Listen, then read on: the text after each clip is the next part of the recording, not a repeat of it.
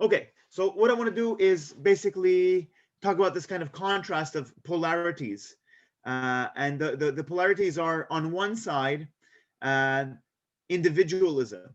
Okay, what is the extreme? If we take individualism to a sort of logical extreme, what do we get? Okay, and on the other side is this idea of collectivism or collaborativism, and taking that to its extreme, and what do we get? Okay, and I'm going to try to give you what I see as the philosophies which best explain the extremity of this kind of spectrum of the spectrum. So on the individual side, we're going to have the philosophy of Max Stirner, this sort of radical egoism, and I'm going to contrast that with on the collectivist side, the idea that you get from a lot of Oriental philosophies, okay, primarily what you call the Dharmic philosophies of India, what you get in this in Taoism and with Confucius and so on, is so just to kind of contrast that very simply, is with Max Stirner you get the individual. The individual is real. Anything that happens of value is a result of the individual. The individual is, let's say, the basic common denominator of society. Is the individual is the reality. Society is the construct. Society is the abstraction. The individual is the concrete. And what Max Stirner is going to say is, your life is all that counts. Okay, you really shouldn't concern yourself for anything else. So we'll unpack that. Okay, there are certain sort of metaphysical implications to that. If you talk about kind of, you can almost look at it as kind of a stoic, as a kind of a solipsism. This kind of almost this idea of you're the only one in existence. This whole what you call existence or reality is just your dream. It's just your world. That's a sort of metaphysical implication, but there's also some kind of ethical implications there. And okay, I don't want to say too much there, but this idea that we normally associate with this kind of egoism with this sort of immorality, and I think there's a correlation there, but it's not necessarily the case.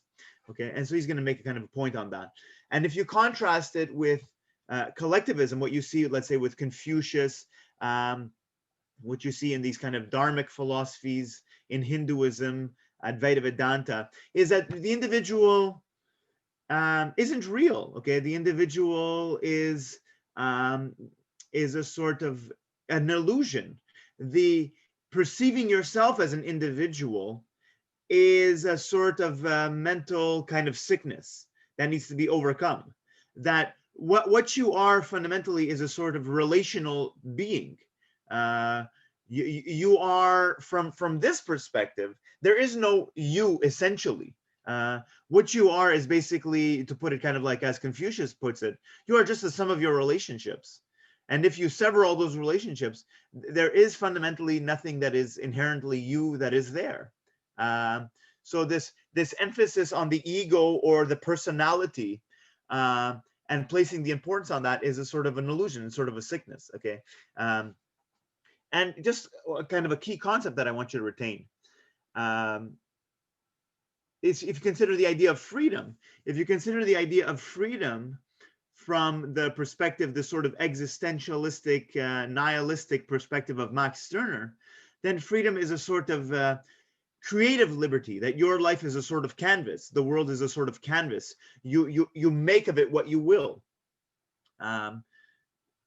You do what you please. Freedom from this kind of collectivist perspective is, you get the words of sort of moksha, nirvana, that freedom is a sort of total freedom. It's the kind of freedom that you have when you're in a deep sleep. Freedom even from the idea that you are, that you have any, is a sort of freedom that you have when you realize that there really is no you, there really is no free will. You have no creative input. It's the sort of freedom of, just kind of surrendering in a way. It's like you're on the river and you just stop rowing. You say, my rowing is futile. The current is a lot stronger than me. So kind of this sort of realizing that this idea of an individual will or volition is a sort of fabrication, and you just kind of stop rowing. And that's kind of a freedom there. It's the kind of freedom of going with the flow in a way. That's kind of, I don't like that wording, you know, go with the flow. But that there's basically it. Okay. So that's basically it. And then I want to try to sneak in one more idea, which is the philosophy of Martin Buber, which I'll try to give you very shortly, kind of after I've talked about the two of them, because I feel as though it's a kind of a good intermediate point, that it's, you're not rejecting the individual, you're recognizing the existence of the individual, but you're also recognizing that what you are as an individual is this sort of relational, this relational thing, and that any true meaning in life comes from this, not only seeing things from your narrative, your perspective, me, how do things align with me, how do things fit with my agenda, but there's a sort of beauty that opens up in life when you recognize the other, you recognize yourself in the other. Okay. So that is a kind of another way of kind of transcending the dualism, that this other person is just me, but just over there. They are just me. They're the same fundamental, you know, being, but just exhibited over there through the specific circumstances and influences and contexts which have shaped them, in the same way that I have been shaped and I am expressed here in this way. It's the same fundamental being being expressed there with those contingent, you know, variables and circumstances. Okay, that's basically it. Okay, there's something going on in the chat here. Let's see what's going on. The recordings from the previous courses, yeah, they'll be posted. Okay, you have one of them. The other ones are coming. You'll have them all ideally by next week for the test. Okay, let's get into screen sharing here. All right. So, where did it go? It's coming right along. It's loading up. Okay, so just to where to start here. Let me skip over some of this. There's this idea that you know, we're talking about the kind of the two large questions of a worldview are, you know, well, why is there a world at all? That's the sort of metaphysical question. Why is there something and not nothing? That's the kind of question that Leibniz asked. But then there's that other perspective, which is, you know, well, why am I who I am? Why am I, you know, me and not somebody else? Why was I? Well, first, one way of looking at it is like, what are the things that have shaped me? But even more than that is, why am I this particular person in this particular time and place? You know, you could have just as easily been born somewhere else in a different circumstance. You know, why are you having the particular experience of this world or this reality from your particular vantage point? And you know, you assume that other people are having it from theirs. So okay, where to begin here? So this idea, nonetheless, we have to try to retain this idea of a sort of value of the individual. From the other perspective, whether we're going to see the individual really sort of has no value. It's kind of, you better just kind of sweep it away. It's kind of just smoke in a way, you know. It's kind of an illusion. So that's what he gets. What's going to this existential philosophy is the recognition of the individual. And Nietzsche says, don't try to kind of deny the individual, but become who you are. Kind of allow that individuality, that uniqueness to sort of flourish. That's one way of looking at life, is just kind of allow yourself to become who you are, push yourself, you know, test your limits. So that's why I like this quote. It says, Nietzsche says, give style to your character, a great and rare art. So again, become a kind of a very interesting individual. Okay, so let me contrast these kind of two people here. You have this famous picture taken in, I believe it was in Saigon, of this Buddhist monk basically pulls up in his car in one of the main squares in Saigon, takes out a jerry can of gasoline, sits down in a kind of meditative position, pours the gasoline all over himself and lights himself on fire. And this was a form of protest. He was protesting certain injustices that were taking place against Buddhists, protesting also the Vietnam War. and basically sits there. This is a person, but not what you would call an individual.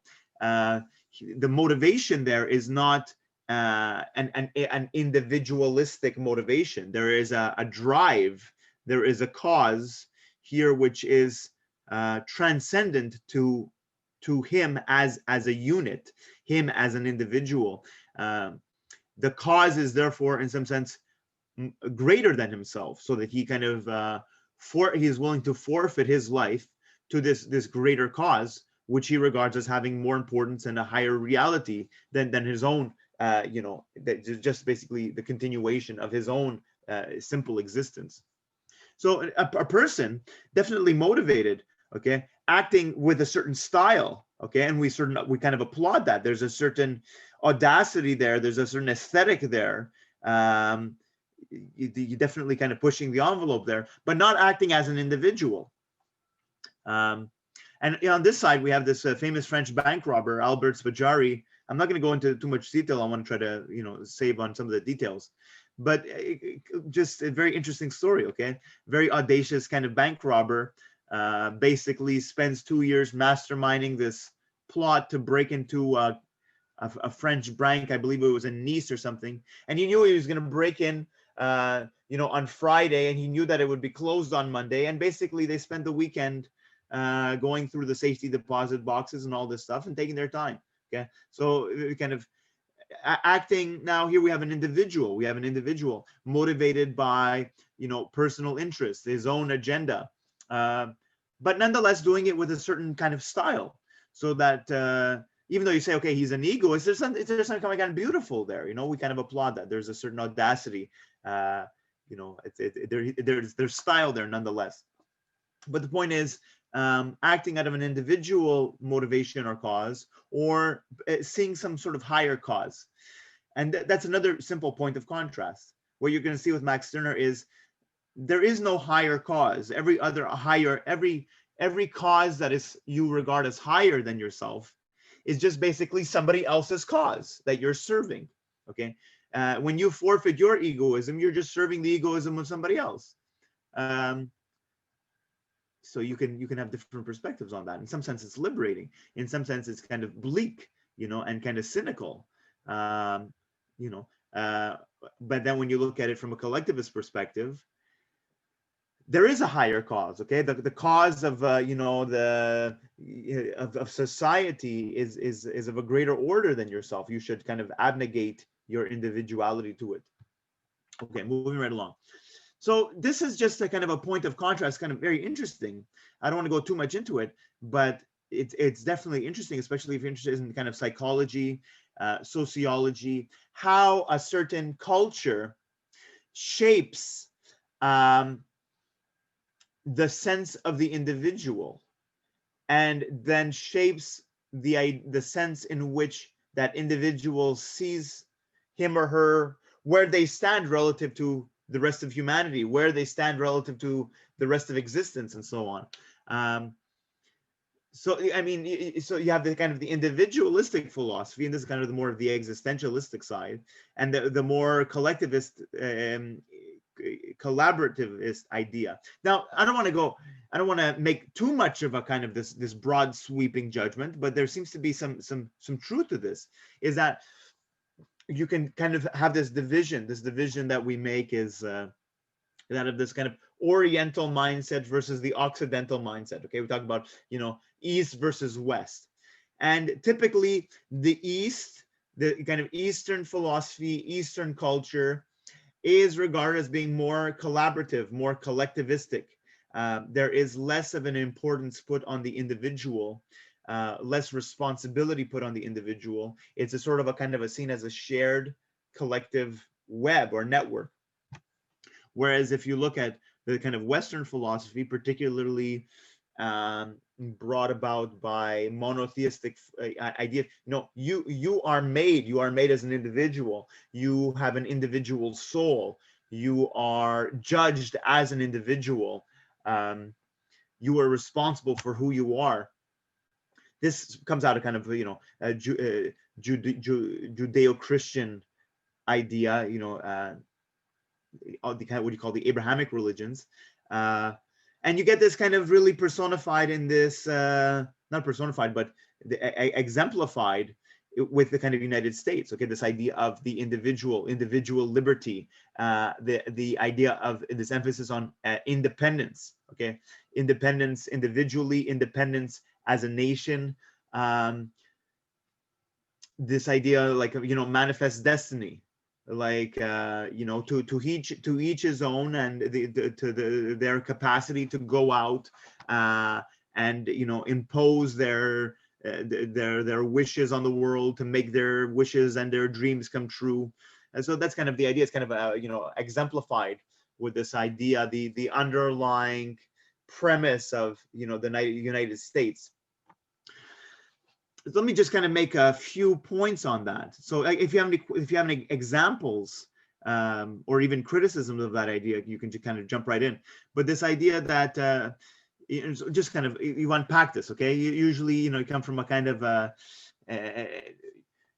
schooling, elementary school, kindergarten schooling, in the kind of an American educational system, Canadian educational system. You are you are special, you are unique, you are an individual. And this idea that also that you are a kind of a rational agent, you are responsible for yourself, you are held responsible for your actions as an individual.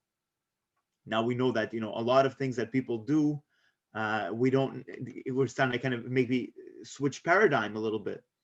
That, yeah, this person committed the crime, but you can basically blame the person, or you can see it as this person is a kind of Immanuel Durkheim kind of thing. This person is a byproduct of his circumstances. It's the society. This is just punishing the person is just dealing with the sort of symptom of the situation. You're not looking at the root cause. So again, there was this Native woman that died in a hospital in Joliette, and the nurse gets fired. So that's one way of looking at it. It was her actions. She was racist. She made inappropriate comments. She did not provide care. Yeah, sure, okay. But then there's this other question that what allows that to occur? So it's the kind of systemic aspect. So you have this idea, you're a unique snowflake, you're a beautiful unique snowflake. Yeah, okay, like we'll see about that. Let's look at the other side now, this kind of collective aspect. Okay, it's I see myself as part of, there's a certain belonging. Okay, and that belonging informs me.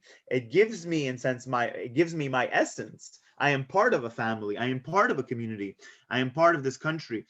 My actions are impact my community, my family, and so on. And there's a few things I want to say here. Okay, let me just give you this kind of little personal anecdote. I come from this Italian background. My wife comes from basically an Indian background, and insofar as, let's say, European culture is concerned, Italians are, I think it's not wrong to say, seen as having a certain, placing a certain importance on, family, in terms of, this kind of Western mode of being. You'd say Italians are kind of more family oriented. I think there's some kind of truth to that. Okay. It's like, I know a lot of Quebecers that by the age of 16, 17, 18, 19 years old have kind of left the house and they're living alone in an apartment. And there's seen as being value in that sort of idea of independence. I know, most Italians, you don't leave your house until you're married. And now, means that you're going to leave the house when you're in your late 20s, early 30s for most people. And that's kind of, it's not seen as kind of, from maybe the previous perspective that I mentioned, that's kind of seen as weird. Like, oh my God, you're almost 30 years old and your mom is still cooking for you. But that's just kind of, it's kind of culturally there. So this is the point that I'm trying to make is I think that, la familia, it's kind of important. But then when I got married to my wife and I was exposed to her sense of family and the certain, network and certain family obligations and duties, and even a kind of a hierarchy, I was like, wow, I thought I had a sense of family, but this is kind of a much broader sense of family, and then maybe the way that, as I said, this Quebecois teenager might look at me and say, oh my God, how are you not independent yet? I look at maybe my wife's family and say, no, that's too much family, So another point of contrast. I've had some older Asian students at O'Sullivan tell me, in like China or Japan, if very often, not very often, but there are cases where somebody will commit a crime. Let's say your uncle will be, fired from his job for some like fraudulent behavior, and that stigma basically lingers and impacts the rest of the family. So there's the individual in some sense, but the individual is like, well, how is this person allowed to do this? Where were the parents? Where were the grandparents? Where were the siblings? That if some sense, if this fruit is bad, then maybe the tree is bad. Yes. So, and there's, we don't see that really in I'm talking about in our perspective. I'm not talking about this kind of Western perspective, is that kind of lingering residual responsibility. Let's say somebody will shoot up, a public area, and that kind of, some people say, well, where were the parents? You know what I mean? And that's in some sense what I'm trying to say is, in some sense, like let's say the parents, who are some sense supposed to be responsible for this person, is in some sense that is a fair thing to say, where were the parents? But from this other perspective, in some sense, it's not a fair thing to say, because what do you mean? This person is their own person. They have their own neuroses, their own conditions. That has nothing to do with their parents. But then from the other side, well, maybe it does have something to do with their parents. But the point is, from this perspective, it's like there's not even, forget about any kind of criminal liability. There's, in many cases, there's not even a sort of stigma that follows the parents. In some places it does follow, so you get my point. If anybody else has any other examples there, you can let me know. But the point is, it's kind of a sociological thing. So this idea in the West is this idea of the independence, and in the East is this idea of interdependence, and that's kind of the very simplest way to put it, and it's quite adequate. And again, if this at all interests you, then look at kind of sociological, cultural, psychological differences, different studies that have been done, the way that people perceive things, the way that people group information, it will also kind of differ. So that's also very interesting.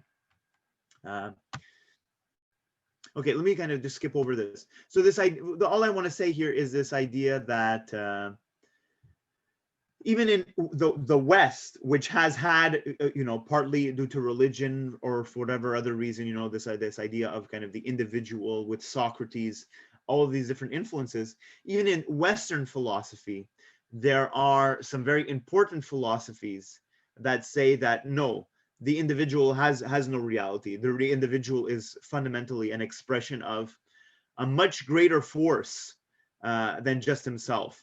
There have been many important philosophies in the Western philosophical tradition that have a lot of similarities with Eastern,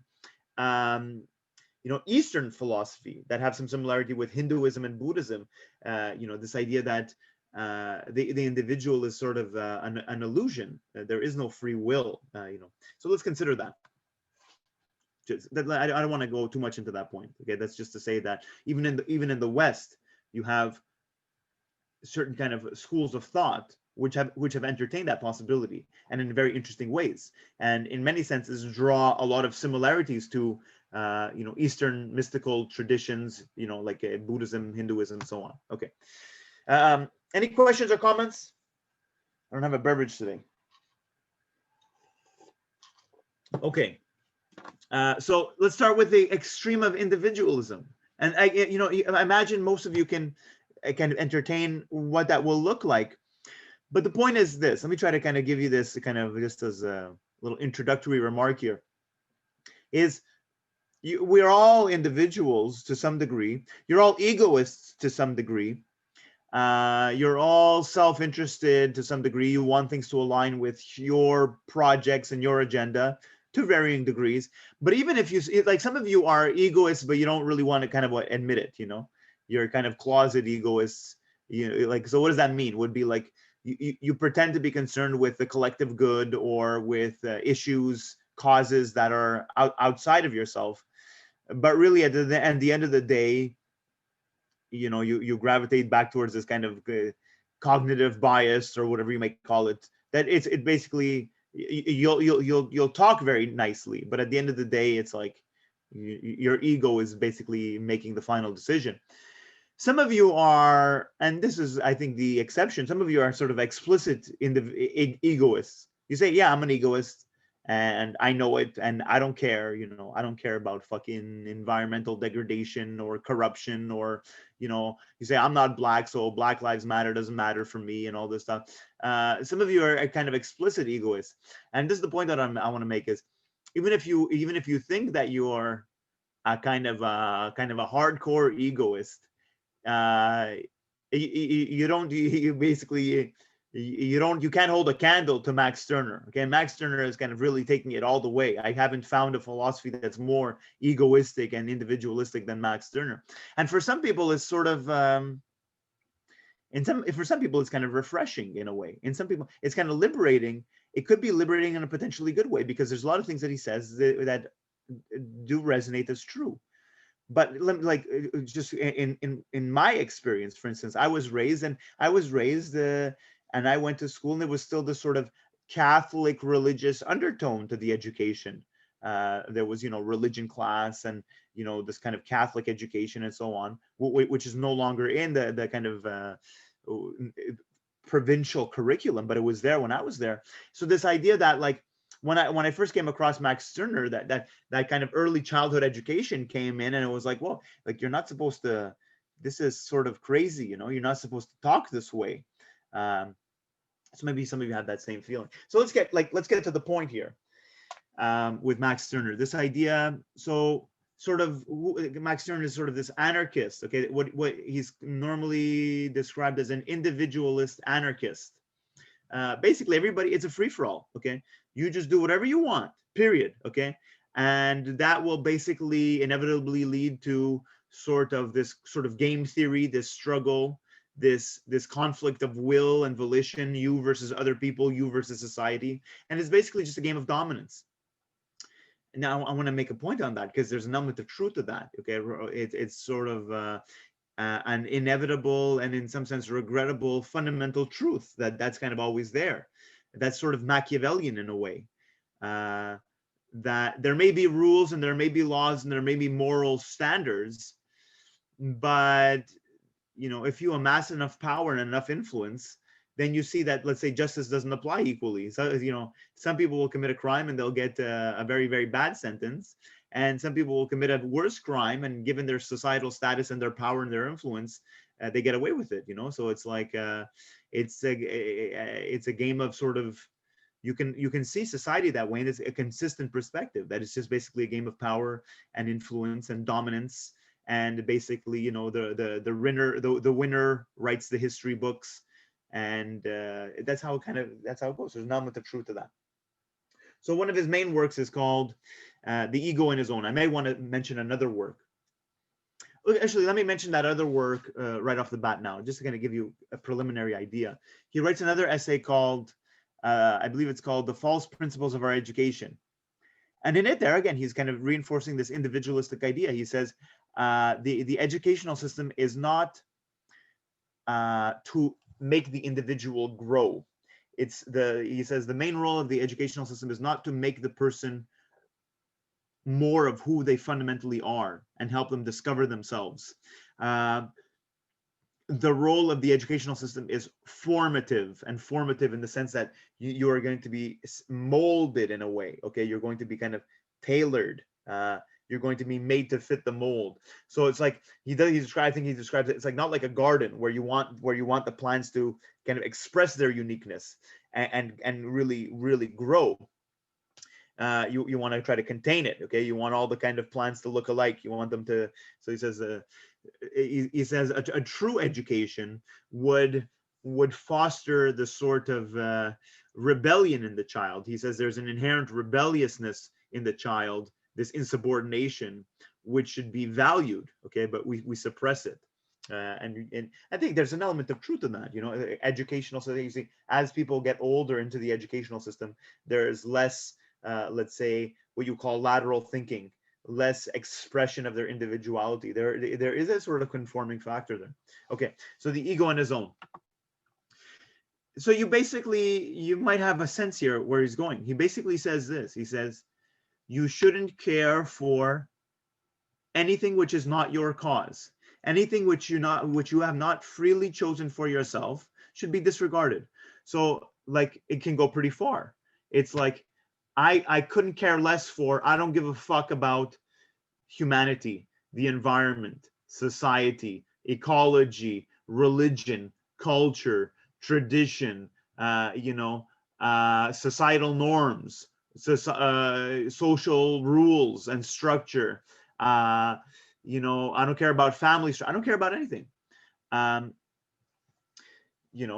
Never mind religion, never mind God, never mind society. Forget about patriotism, nationalism, all this stuff. Just do what you want to do.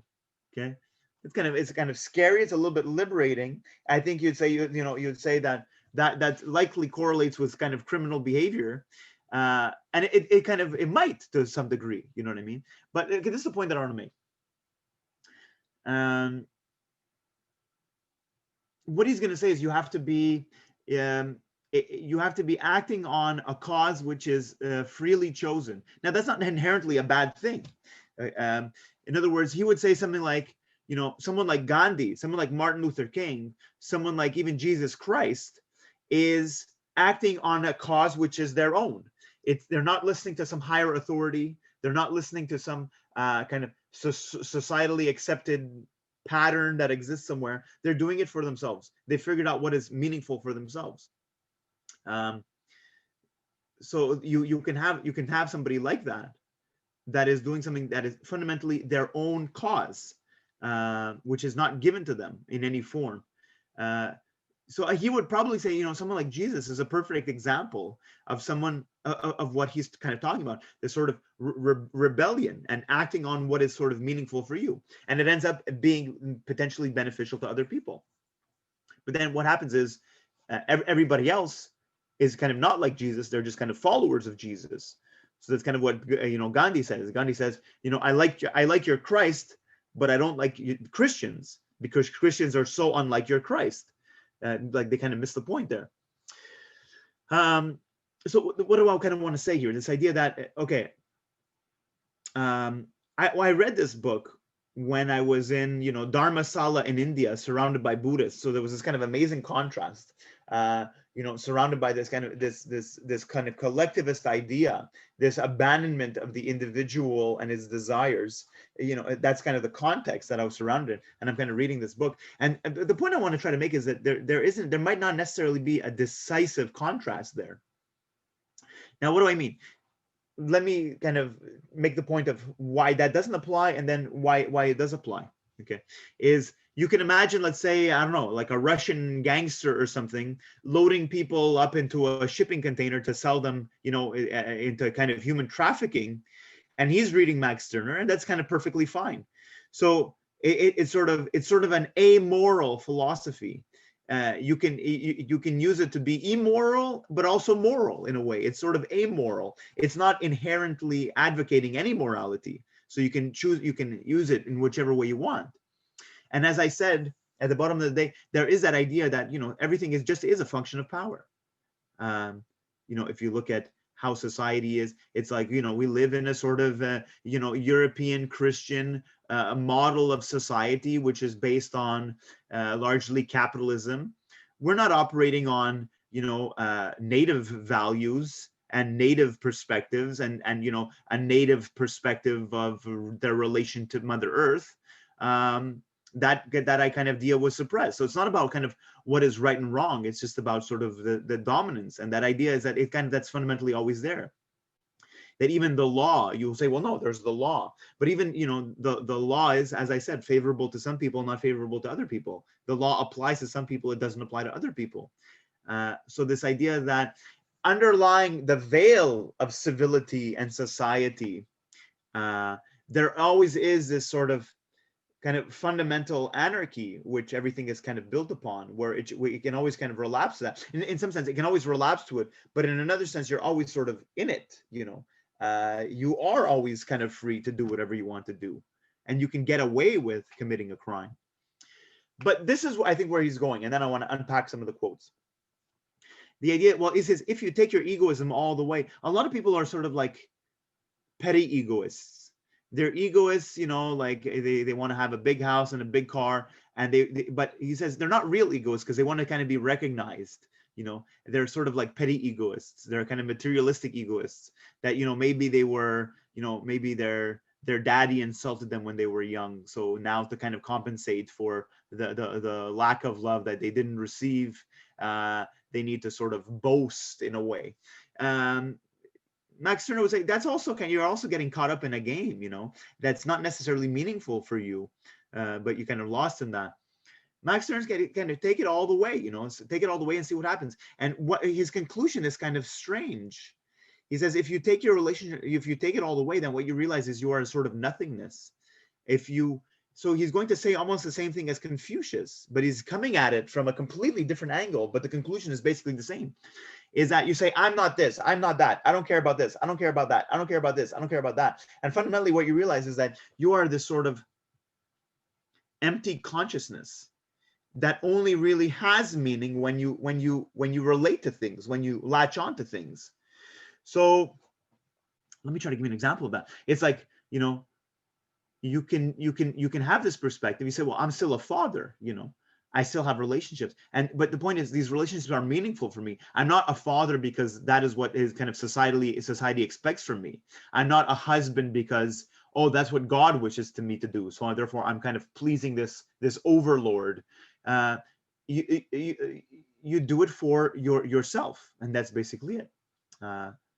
It's a kind of if it's a freely chosen project, then that's basically it. So my point is that conclusion has a degree of overlap with what we're going to be talking about with collectivism. So just keep that in mind, okay? So he says here, the individual is real. Society does not exist. Let me make a point there. We do that. We have this kind of this phantasm that exists.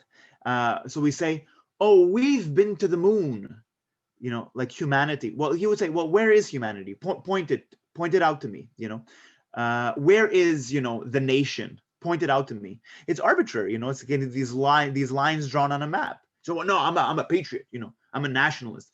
What it's an illusion, So it's like you say, we've been to the moon.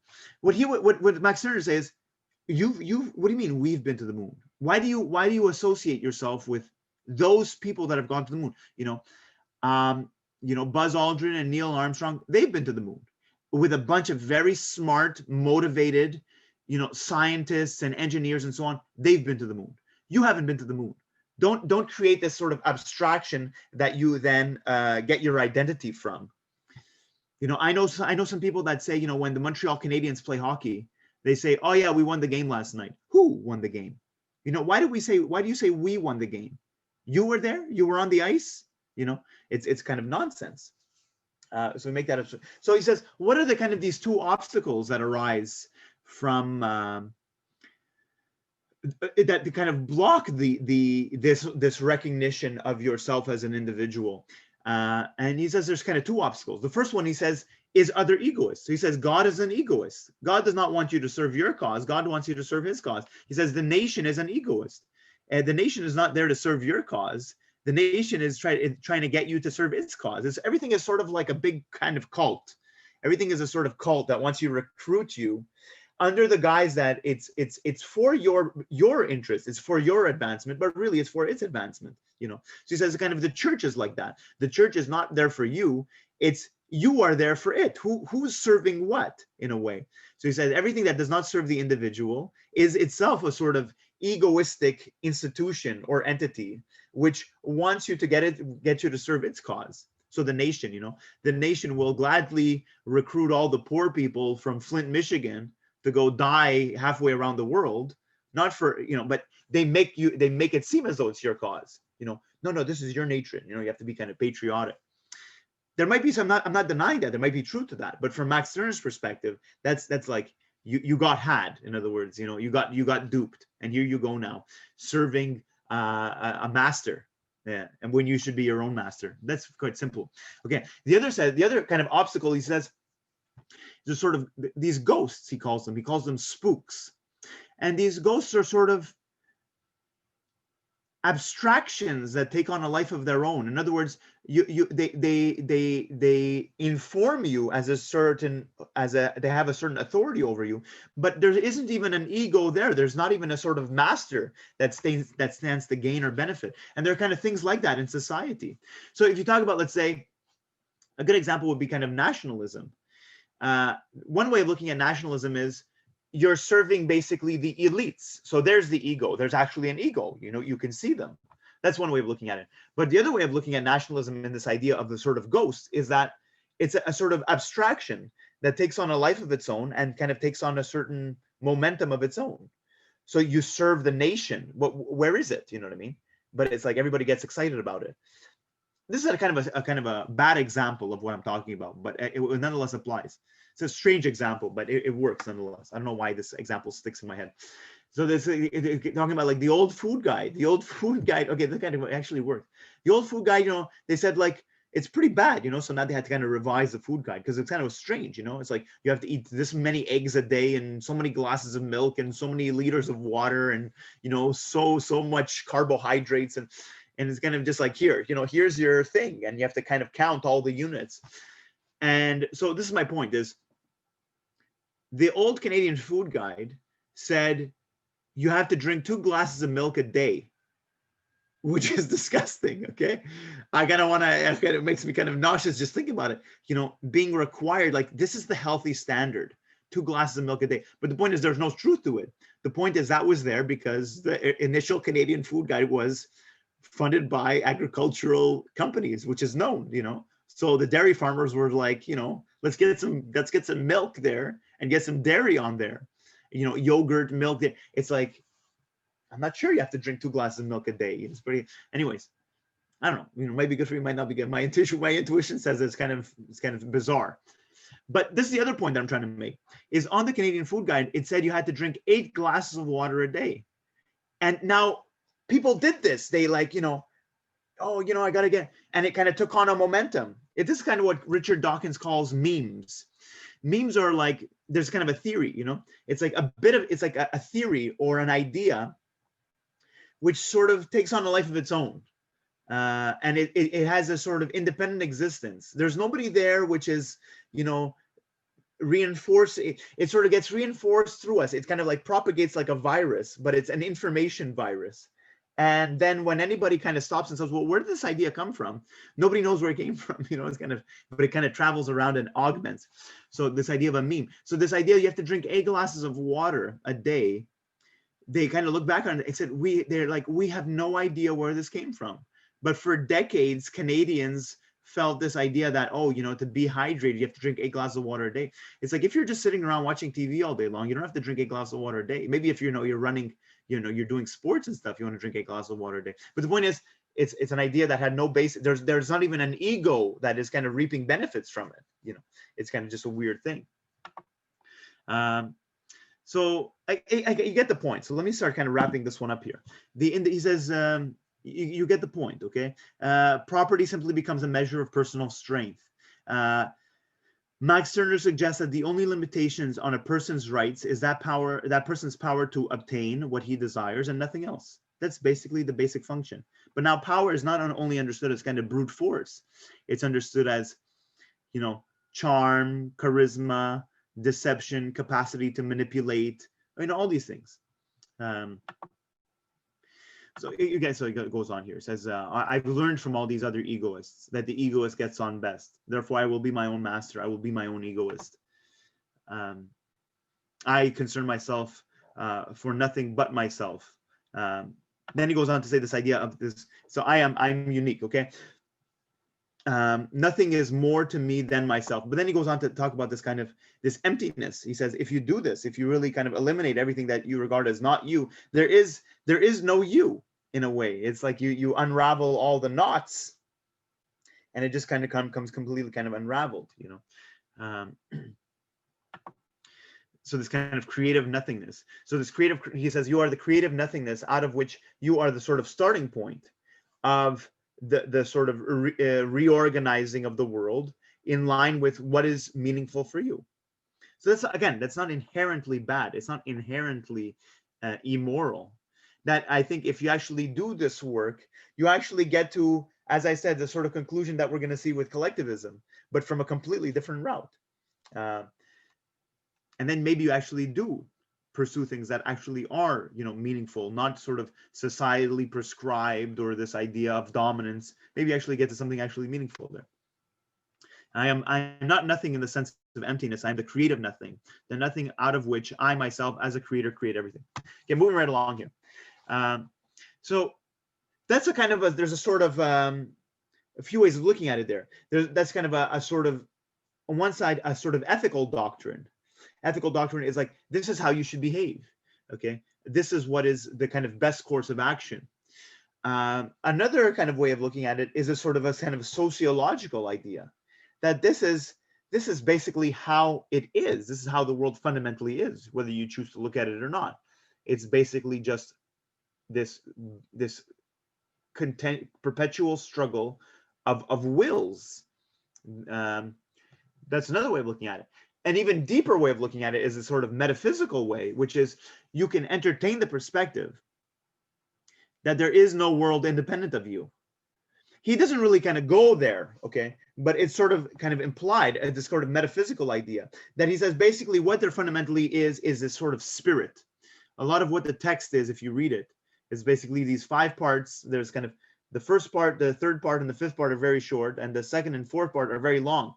And basically what he talks about is to say there's the spirit, okay? We are all, each of us, the spirit. And the spirit has, through these kind of historical epochs, always been kind of captivated, has been sort of imprisoned, largely by its own kind of constructs. It's gotten tied up into, feudalism, and, then it got into like, whatever, communism and democracy, and there's always something there, okay? And is this kind of this historical journey of the spirit just realizing itself as spirit, which is this kind of freedom, okay? So from that perspective, it's like the world is just you. It's kind of very sort of kind of not pantheistic in a way, but kind of sort of pantheistic. It's just like you are God, I am my own God.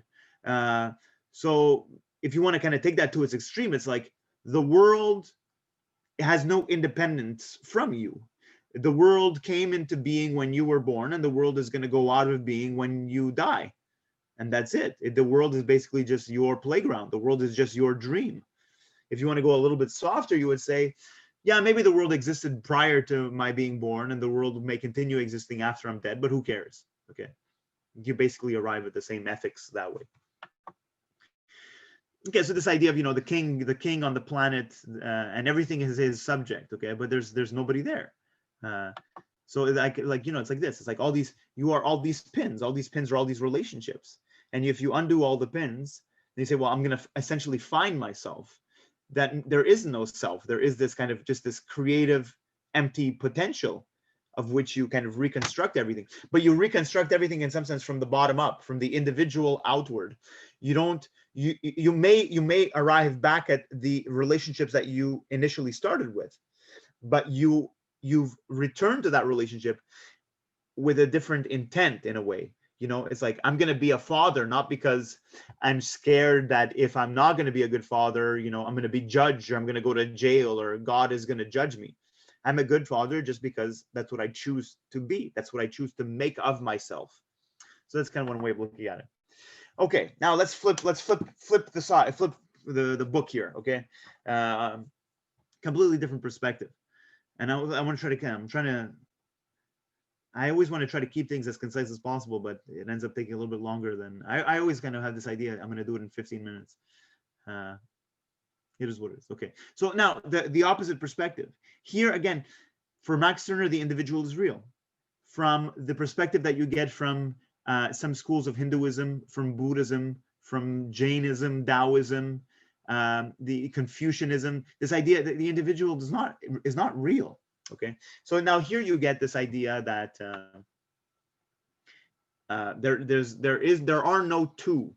It's not like I'm an individual and you're an individual. We're just kind of it's the same soup. We're just in the same soup. We're the same soup. I'm the same soup expressed over here, and you're the same soup expressed over there. There is no two. There is no. The individual is a limited perspective. You see yourself as an individual because you're seeing a limited perspective. So that's what you get with Advaita Vedanta and this sort of non-dualism. So but you have to kind of tie this in with now pantheism or panentheism, which we talked about last class. Plurality, the world of plurality is an illusion. It's a sickness. That's a sickness that you have to overcome. So this idea that Brahman is alone true. Brahman is this cosmic spirit, the cosmic consciousness. We are all the cosmic consciousness looking at itself from all of these different vantage points. And therefore, our specific vantage point is sort of accidental, because it's simultaneously, while I see out through my perspective and I say, this is Mike Tilley, it's simultaneously seeing out of everybody's eyes, everybody's perspective.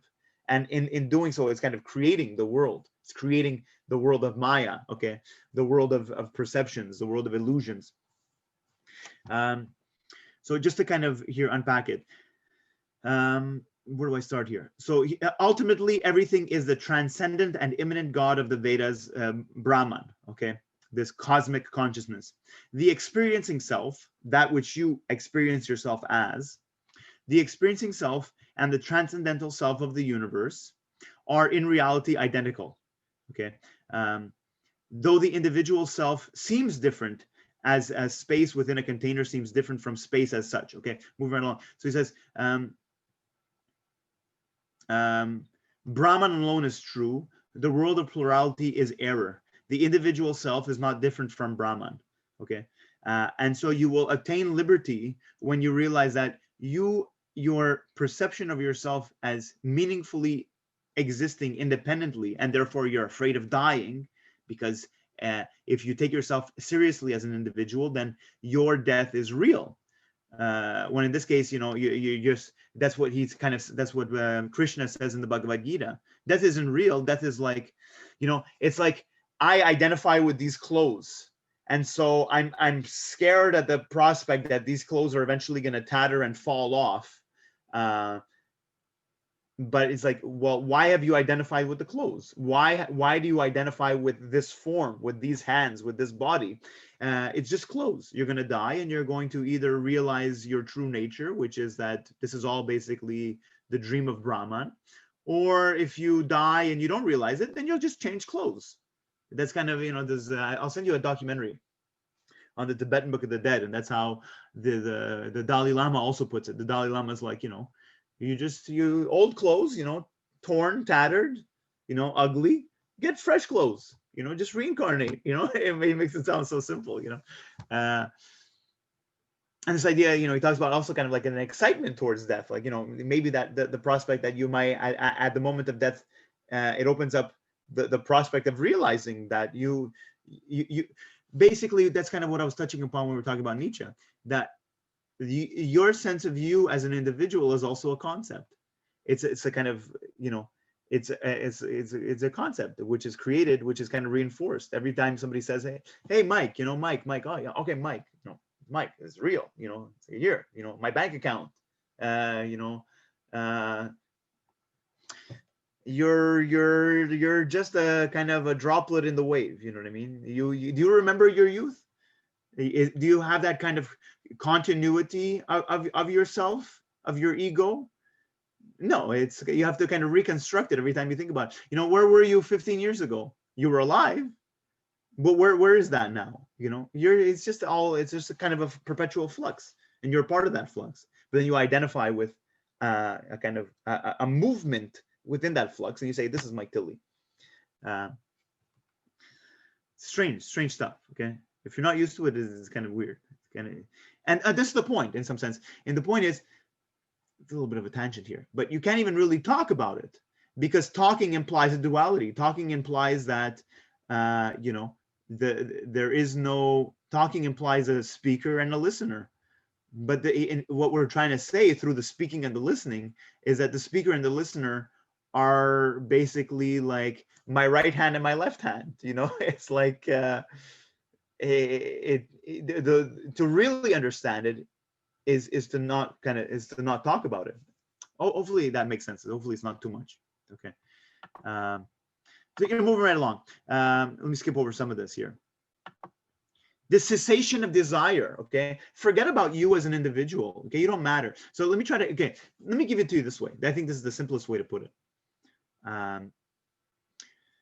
The analogy of, okay, there are animals in nature. Some animals seem to be more autonomous. They're more individualistic. And some animals seem to be necessarily herd animals. They are intrinsically dependent on the herd. So the question, well, which are we? And it's not quite clear. Again, from our perspective and from my prevailing perspective, we are individuals. But there's this other interesting perspective, which is I like the analogy of the hive. I think the beehive is a great analogy because basically the bee works for the hive. The purpose of the bee, if it has any, is in relation to the hive. There is no, in some sense, it's meaningless to speak of the independent individual bee. But now this is the point.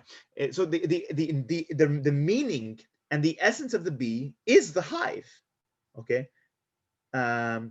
So this is the kind of the point that I'm trying to make is, let's suppose you study bees. You can capture an individual bee, and you can study. You see the bee as a sort of separate. It's separate in time and space. It's a separate entity. And looking at it as a separate entity, you say, well, here it is. It's real. But the point is, you have the form of a bee. You've trapped, in some sense, the form of the bee. But where is the function of the bee?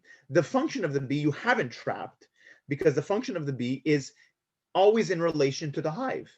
So my point is this: is if you want to try to study the bee in isolation, you're not really going to understand what the bee is, because you're only going to see the expression of a sort of node or a certain member of something larger. This is basically what I'm trying to say. Hopefully you guys are still following. The bee, the individual bee, being separate in time and space, being a separable entity, this bee is in some sense the least important thing about the bee. The fact that the bee is separate and that this bee can be killed and the hive can go on, or I can kill the hive and yet the bee goes on living, at least for some duration of time, that is the least important aspect of the bee. To really understand what the bee is, you have to understand it in relation to the hive, because it's dependent on the hive. Now, this is the point that I make, and this is kind of a very important point, is suppose a bee were to, let's say, leave the hive, in search of pollen, and while it's collecting some of the pollen, it says, okay, I'm doing this for the hive. In some sense, it should be mindless. You understand what I mean? It should be mindless. It should almost be a thoughtless entity. It shouldn't even be aware of, oh, I'm doing it for the hive. But suppose that it is, okay? And then suppose it has this kind of thought, well, I'm going to put this part for the hide, but I'm going to put a little bit in this pocket here for myself, okay? Because I'm looking out for number one, okay? I don't know, if the hive goes south and the hive crashes, I'm going to fend for myself. So I'm going to stash a little bit. So from a kind of one way of looking at it is, well, that bee is sort of messed up. The bee is a little bit sick. That in that sense, the bee sort of acknowledging itself as an individual is a sort of broken bee. Okay, and that's what you would get with sort of these kind of collectivist perspectives. You being overly concerned with you, yourself, and all my projects, and what am I passionate about? What gives me meaning in life? That's nonsense.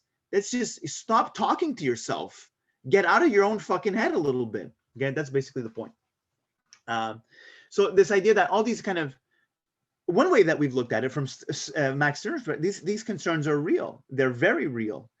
What am I going to do with my life? What is meaningful for me? From this other perspective, those concerns are a sort of sickness that needs to be kind of corrected. It's a sort of flawed perspective that needs to be overcome. It's sort of a mental illness. It's this sort of kind of resonance, this echoing, you hearing your own voice in your head. You're talking to yourself as though you're two different people. You judge yourself as though you're two different people. Yeah, there's no you to begin with.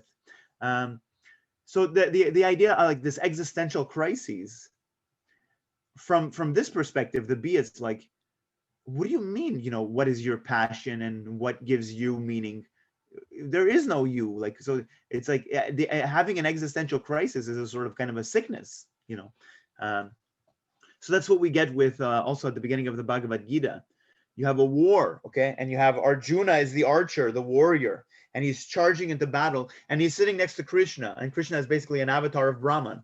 He's sitting next to God, okay, and he starts to have this kind of existential crisis. He says, yeah, but why go to war? Why do we do what we do? Why do we kill each other? Why am I here and they're there? What's the point of all this? And basically what Krishna says is, again, speaking from this sort of the cosmic consciousness that he's an avatar of, Krishna says, would you fucking take it easy? Would you calm down? Okay, that basically, in other words, the narrative is a lot bigger than you, my friend. Okay, who do you think you are? Do you actually think you have a say here? Basically sit down and shut up and enjoy the show. Okay, because it's all determined. Okay, it's all scripted, buddy. And you're just a puppet on the stage. Okay, don't get too caught up with the role. You're just a puppet on the stage. So it's just a happening. Okay, so don't fight the role that you're given. Don't deviate from the script. The show is going on. So just basically your resistance is futile. Your intention to be an individual and express your uniqueness is, how could that even be possible? So I don't know. Some of you guys, that's an interesting perspective, So that's, we get this sort of actionless action. You do it. Hold on, I'm jumping ahead. You do the action without any sense of you, the doer, doing the action. The action, in some sense, does itself. It does itself through you. You are sort of an instrument of which this sort of larger narrative is unfolding, but that doesn't mean you have a say in it. Why you ever thought you had a say in it is a kind of an illusion. Now, I'm not sure. It's like I like this perspective. I like Max Stirner, but I don't want to tell you my opinion or anything, but I think this is it at the end of the day. I think this is the right idea, but I'm sure I don't want to say it. Okay, moving right along. So this idea of again, where is the self? This is Confucius. There is no self. There is no you. There is no, the human being is not an entity. The human being is a node. The human being is a node in a network. Okay, we are just kind of all relay points of perspectives and information and all that. The self is a center of relations. It is constructed through its interactions with others. It is defined by its social rules. So here we go. It's the societal rules and regulations, and your duty, your dharma, is fixed. You don't decide for itself. It's decided by where you stand relative to the whole, which is greater than you. You also get this in mystical traditions, even from the kind of monotheistic tradition, which is typically has a sort of individualist perspective. From the mystical traditions, you have this idea of the individual, of again, the individual not having that much independent reality, or not as much as we initially give it.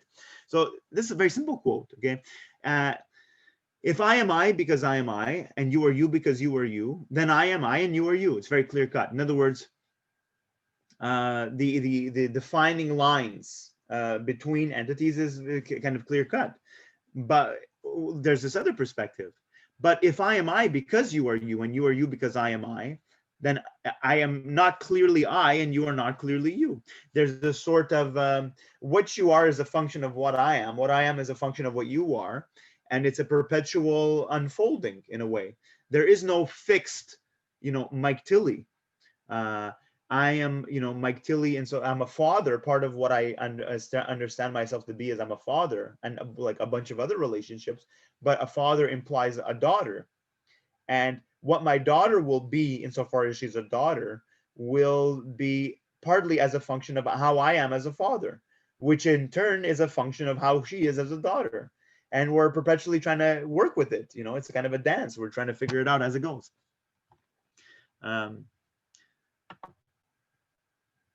Okay, let me skip over this. So again, the kind of societal hierarchy, you get the point. So let's kind of start wrapping this up. Okay, we're good now. We're kind of back on track here. If you have any questions or comments, just jump right in.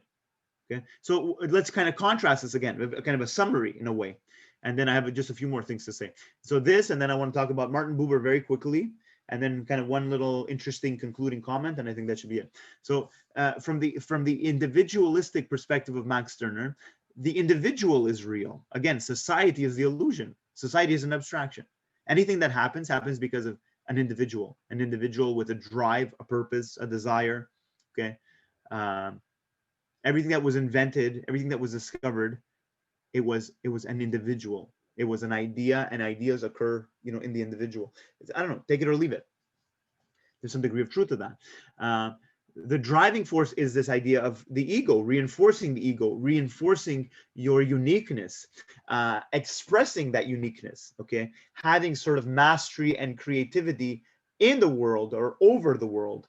So you can say the metaphysical idea is the world belongs to me, okay? I do what I want with it. Where is morality? Again, we said this is a sort of amoral philosophy. There is no morality. Actually, in some sense, morality is one way of an egoist getting you to serve their agenda through this idea that, oh, it's the right thing to do, it's the moral thing to do, we have a moral obligation to do that. There is no morality. There are no rules. There are no societal laws. They're either kind of made up abstractions, or they are the expression of another ego trying to impose their agenda on you. And the one that I really want you to retain is this idea of freedom. How is freedom understood? Freedom from the egoistic perspective, the individualistic perspective, is a sort of creative freedom. It's a willpower. It's free will. It's, again, that freedom to exact change in accordance with your desires, your image onto the world. Okay. Now, again, the flip side of that, what we just spoke about, is the sort of antithesis of that.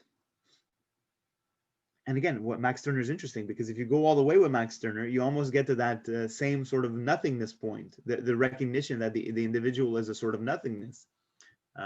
But from this perspective, you stay there. You don't kind of rebuild, or you don't regain this idea of a willpower or of a free will. Whereas Max Stirner says you rebuild that. So again, from the collectivist perspective, which we're using as a kind of antithesis here, in the communal context, the driving force is not this drive for power, what Nietzsche calls the will to power.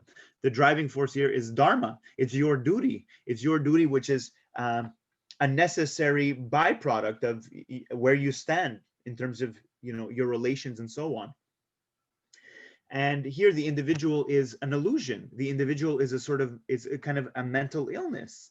It's kind of we have kind of narcissistic personality disorder. Well, we all have that to some degree. Okay, maybe you have more of it, but it's not kind of diagnosed because we don't see it as a problem. We don't see it as a problem, but we all have this kind of narcissistic personality disorder. And like the more east you go, the less maybe you have of it, But because we all have it, we don't kind of diagnose it as an illness, because we say, no, it's functional, it's not impeding our societal functioning. It's only a problem when it's like when it's too much, the ego, narcissistic personality disorder.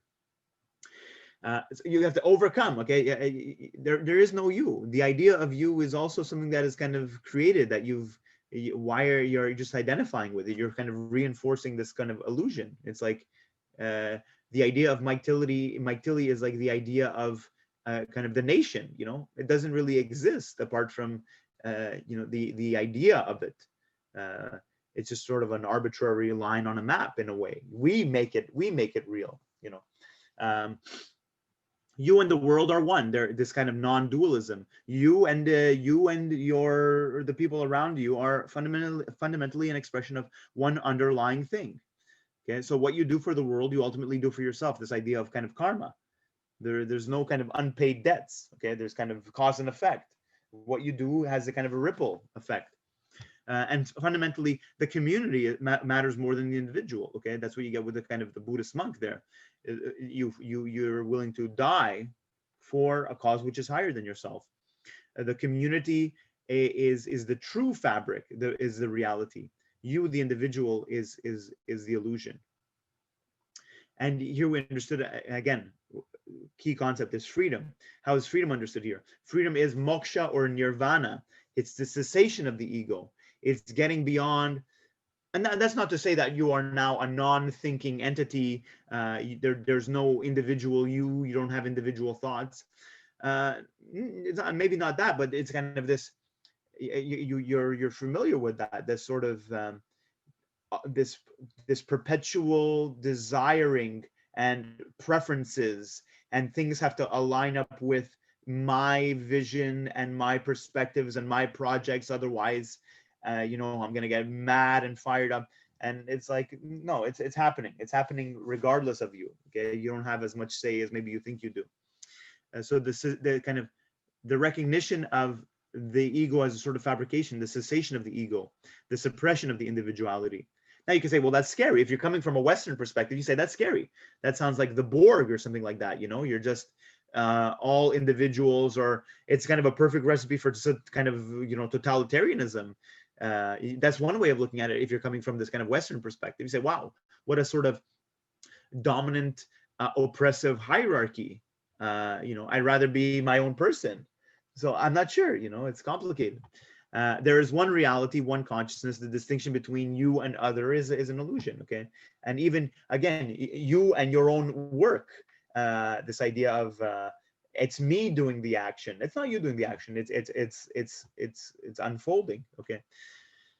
Let me skip over this Prometheus. Okay, just to say that even the individual is not necessarily inherently a destructive process. We can understand, going back to Max Stirner's perspective, Prometheus would be a kind of a great sort of symbolic representation of what Max Stirner is saying. Okay, that's sort of the rebel that steals the fire from the gods, and in doing so enables this sort of spark of civilization,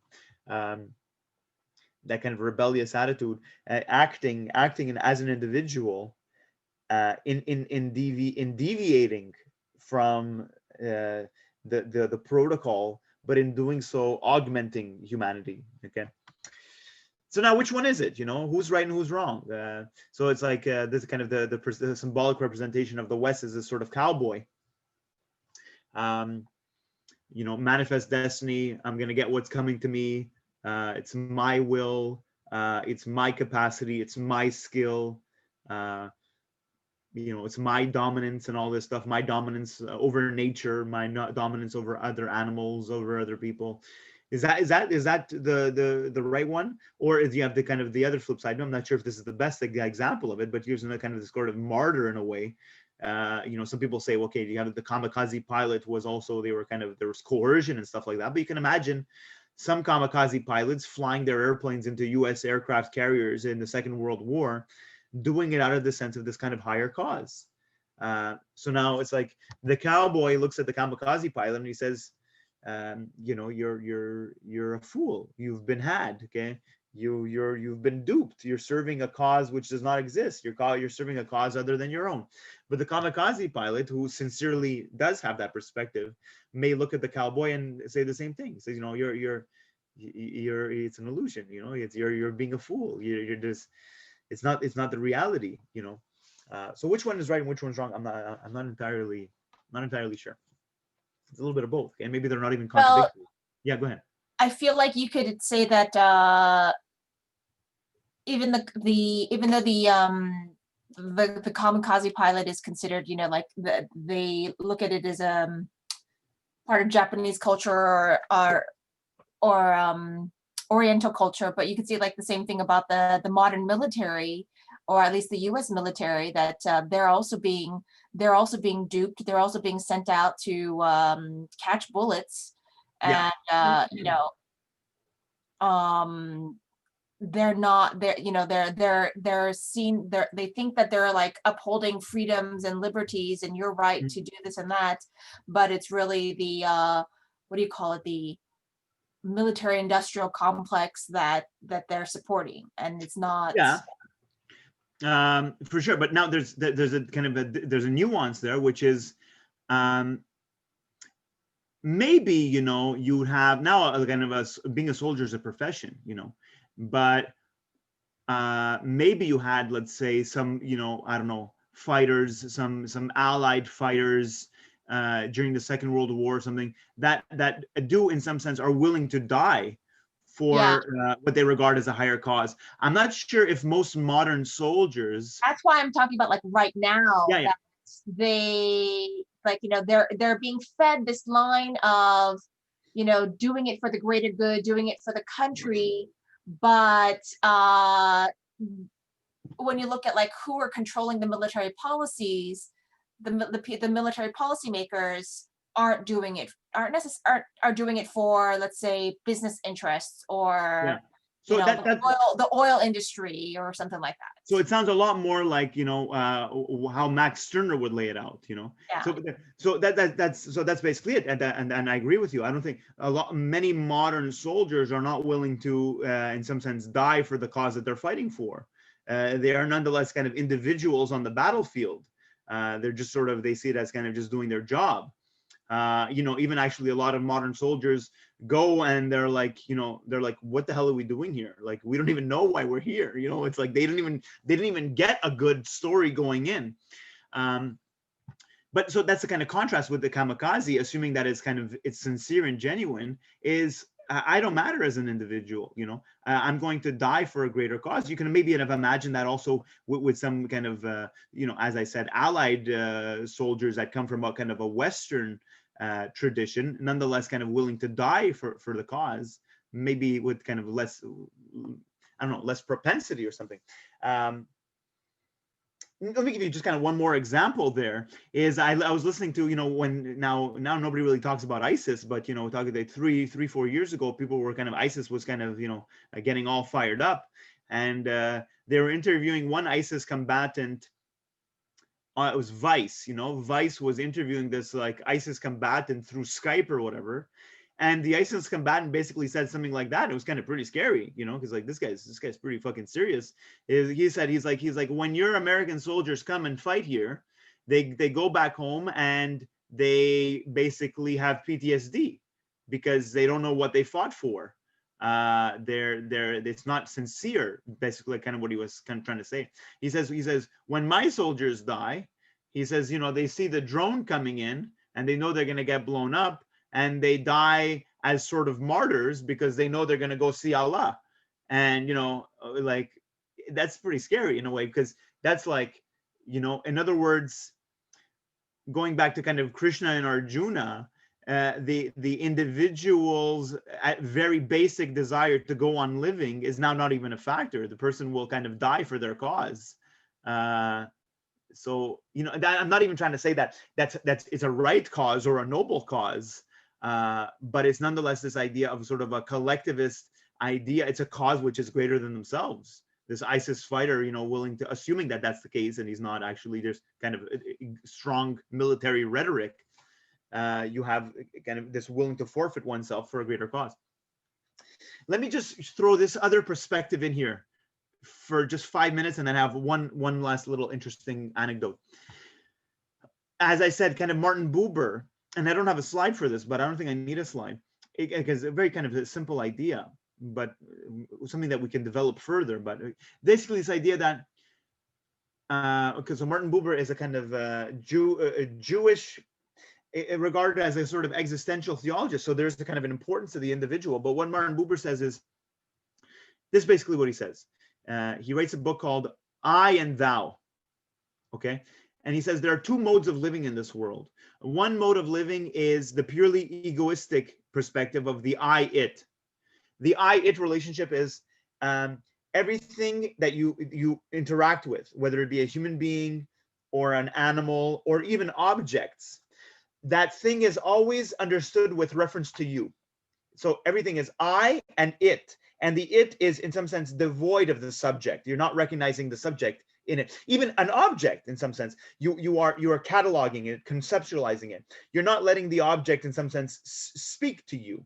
Okay, so that's kind of an interesting way to put it, because he says, so he says that's a monologue. The story of your life is basically a monologue. It's you, and everything is always understood with reference to you. And he says this is where most people operate on most of the time. He says there's this other perspective which he calls the I thou, and that's the name of one of his most famous books is I thou. And he says that's now a relationship, and it's a relationship which you cease to project your conceptions and your projects onto the world, and that world consists of people, animals, things, and you let these things reveal themselves to you, open up to you. And he says that's not a monologue, it's a dialogue. Okay. And he says there's no abstraction, there's no theory, there's no protocol. It's you when he says when you're in the I thou relationship, there's a sincerity and there's a genuineness. You know what I mean? Like you can talk to somebody and you can have all the concepts you want of this, but oh, this person's this ethnicity and they're this gender and they're this age, and therefore let me label them that way and let me talk to them. And what you're going to get is, if you want to talk to somebody that way, they're going to talk to you in that way. You know, they're just, people are going to basically respond to you the way, it's like, I'll respond to you the way that you want me to respond to you, if you respond to me the way that you want me to respond to me. And we'll kind of just individually reinforce our own monologue stories without ever recognizing the other person. So basically, I guess another key word here is a sort of empathy. Okay, but it goes beyond empathy, because you can even sort of have a certain dialogue with, inanimate objects. There's this kind of receptiveness. It's an attunement. It's a sensitivity to the specifics, not the general situation, the specifics, the nuances, the details. What makes this thing in this place, in this time, right here and right now? What makes this person, this person right here standing in front of me at this moment in time, right here, right now? So you are an individual, but you are an individual relating to other individuals. You are a subject, but you don't say I'm the only subject in the world and it all revolves around me. You are a subject that is relating to other subjects, and in doing so, we define each other in this sort of, as we were talking about with the quote from the Hasidic rabbi. It's mutually unfolding. And what he says is, whenever you're in an I thou mode, he says you're fundamentally in a relationship with God. When you're in the I thou, you are open. You're open, and you're not. The point is, it's not scripted. You don't say, oh, here's my neighbor. Hey, how are you? Yeah, oh, nice day today. Oh, how's the weather? Oh, hey, okay, see you. That's scripted. You've gone in there with a preconceptualized plan. The I thou, it unfolds spontaneously in the moment. Okay, when people allow that to happen. And so he says it's sort of kind of pantheistic in a way. But when you're in the I thou mode, there's always a certain kind of divinity there, he says, and you're in this relationship with God. So when you're in the I thou, I guess, going back to kind of tying it back into Brahman, it's this sort of, Brahman playing the role, but not getting caught up in this person talking to this person. It's just blooming, and it's just happening, and it's genuine, and it's there while it lasts, and then when it's done, and there's, so that's kind of interesting. He says when you're in the I thou, you're in the moment. When you're in the I it, you're borrowing from the past, okay, or you're already projecting into the future.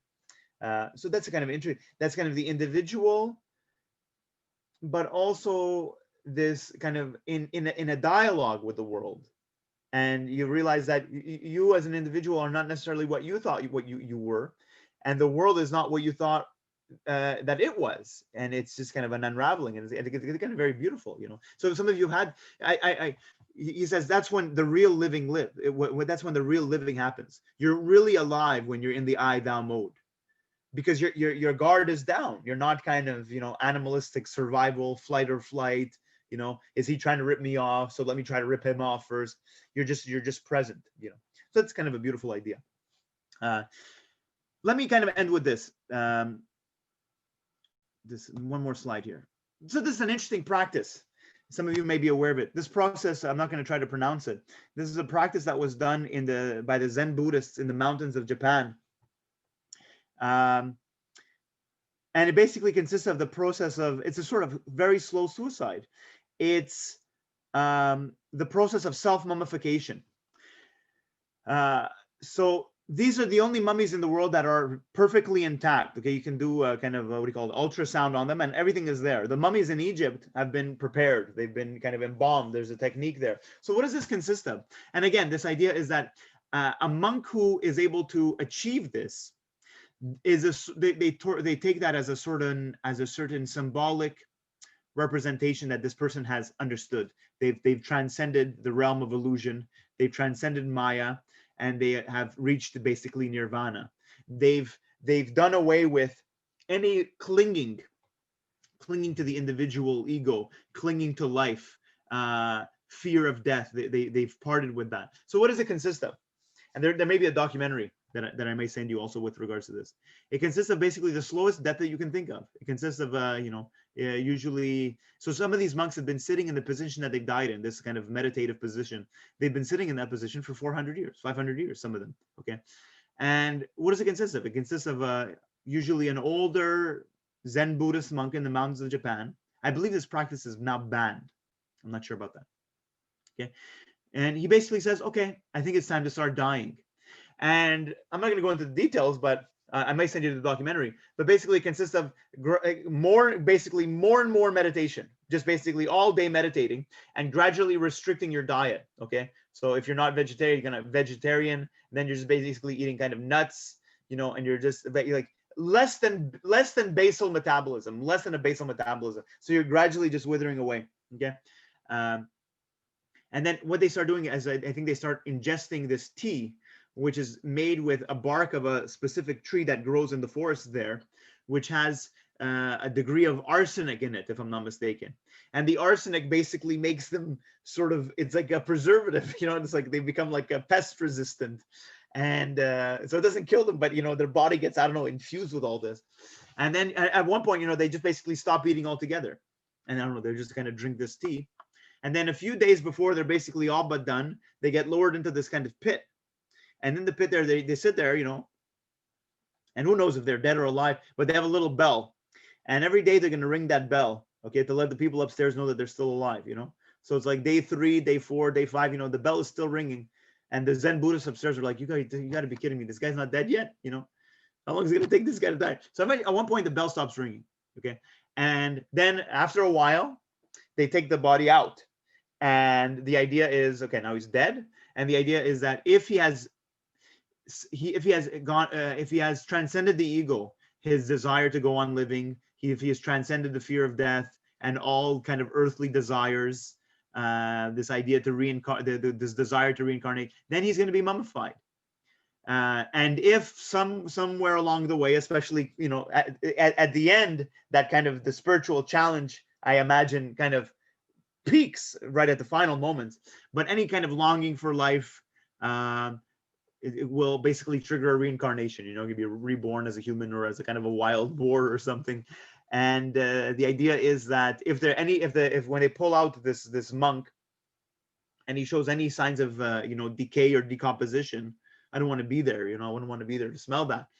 But if he shows any signs of decay or decomposition, then that's regarded as he has failed. You know, so, you know, better luck next time. You can reincarnate, and maybe you'll be better off, in the next life, and you get to try again. You get to try again until you finally figure it out.